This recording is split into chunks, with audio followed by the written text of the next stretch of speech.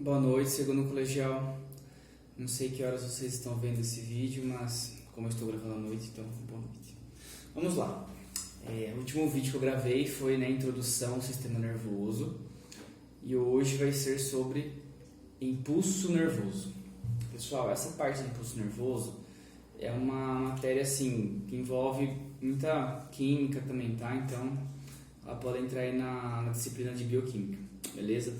Então é somente uma página, que é a 254 do grupo 3, frente 1, né, que é sobre sistemas do corpo humano. É uma página só que ela é bem complexa. Então vamos lá.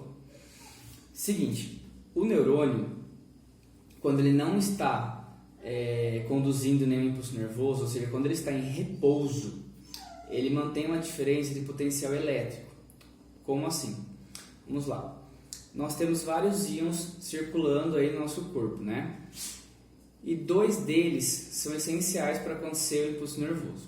Tem o sódio e o potássio. Os dois são cátions, ou seja, são íons positivos. Na+, né, que é o sódio, e K+, que é o potássio. Na membrana dos neurônios existem bombas chamadas bomba sódio-potássio. Essa bomba sódio e potássio, ela é uma bomba que faz um transporte ativo, ou seja, com gasto de energia. Lembra lá que vocês já estudaram isso um tempo atrás, né? Transporte passivo e transporte ativo. O transporte passivo não gasta energia, que é, por exemplo, difusão facilitada, osmose, e o transporte ativo gasta energia. E a principal forma de transporte ativo aí que a gente estuda é a bomba sódio-potássio, beleza? Então o que acontece? Lá na membrana do neurônio tem essa bomba sódio-potássio. O que ela faz? Ela coloca sódio para fora da célula, ou seja, ela joga sódio Na+ para o meio extracelular e coloca potássio para dentro da célula, para o meio intracelular. Então ela joga Na+ para fora, K+ para dentro. Porém, a membrana ela é permeável ao potássio. Então, como o gradiente de concentração do potássio dentro da célula fica muito alto, por difusão simples, o potássio sai da célula, ou seja, ele vai da onde está mais concentrado para onde está menos concentrado. Aonde tem mais K+, sai e vai para onde tem menos. Então fica equilibrado ali a quantidade de K+, tanto fora quanto dentro da célula. Só que fora da célula já tem o íon Na+, porque a bomba sódio-potássio fica jogando sódio para fora. Beleza? Então fora ali na parte externa da membrana, ou seja, no meio extracelular, fica com Na+, e K+, né, em grandes quantidades. E dentro da célula fica basicamente ali só com K+, tá? O Na+ vai estar em pequeníssima quantidade. Ou seja, vai ter muito mais íons positivos fora da célula do que dentro. Isso gera um DDP. O que é um DDP? Uma diferença de potencial elétrico, tá? Ou seja, se isso for calculado em voltagem, fica uma diferença de menos 70 milivolts.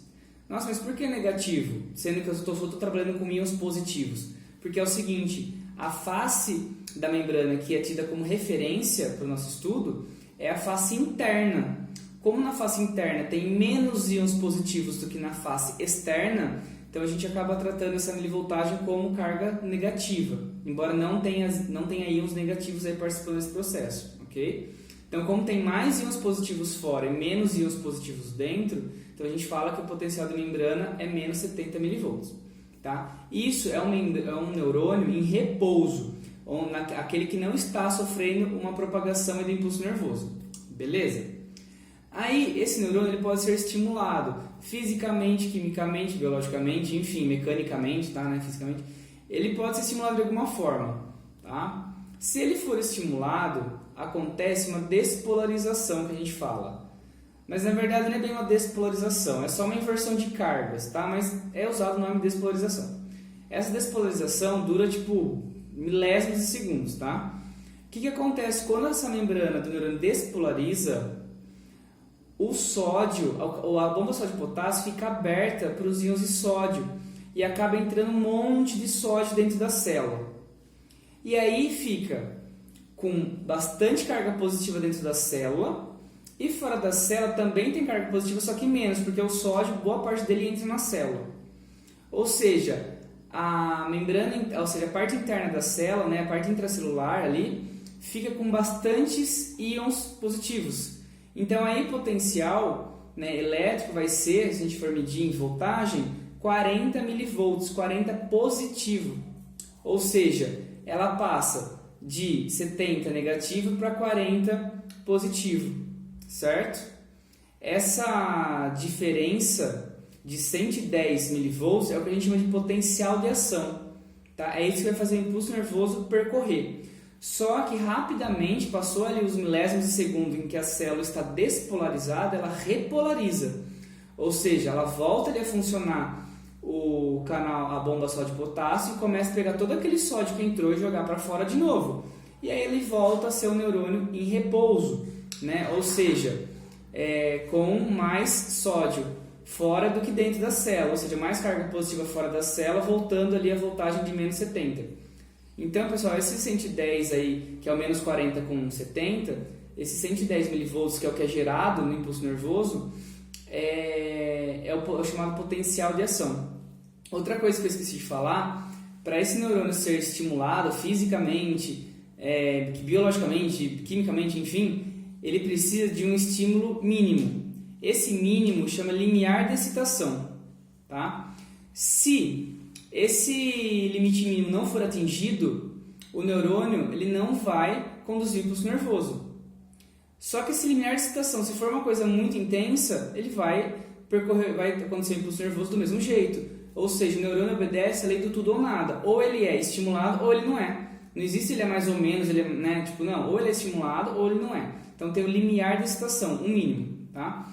E quando o neurônio está despolarizado, ou seja, está invertido ali as cargas, ele está no período que a gente fala período refratário. Ou seja, faz conta que ele está invertido as cargas. E naquele milissegundo que ele está com as cargas invertidas, né?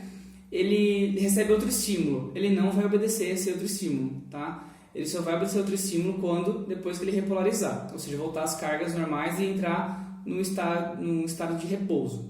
Beleza? Deixa eu ver se pulei alguma coisa, gente, mas acho que não. Tá? Falei do período refratário, do limiar de excitação, potencial de ação, da inversão da polaridade, que seria a despolarização, né, entre aspas, depois repolariza. Não, gente, é só isso mesmo, tá?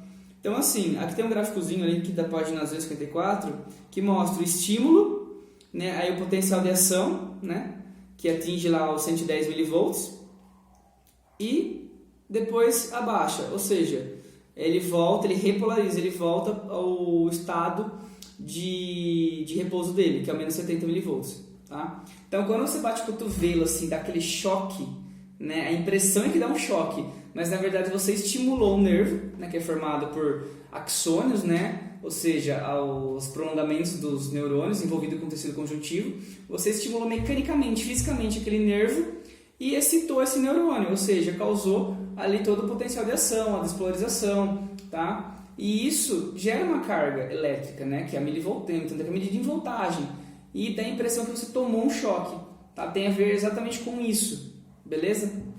Aí, pessoal, o próximo tema é sinapse.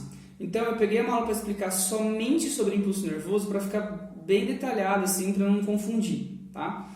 E depois, a próxima aula vai ser somente sobre sinapse e comentar um pouquinho sobre a parte central do sistema nervoso. Então, pessoal, essa matéria de sistema nervoso, ela é bem complexa, então a gente vai indo ali por partes, tá? Para não ficar muito difícil. Mas como a gente está na apostila 3 já, e já acabou uma das partes da apostila 3, né, que é a parte da ecologia, então a gente não está atrasado, então dá para ir tranquilo.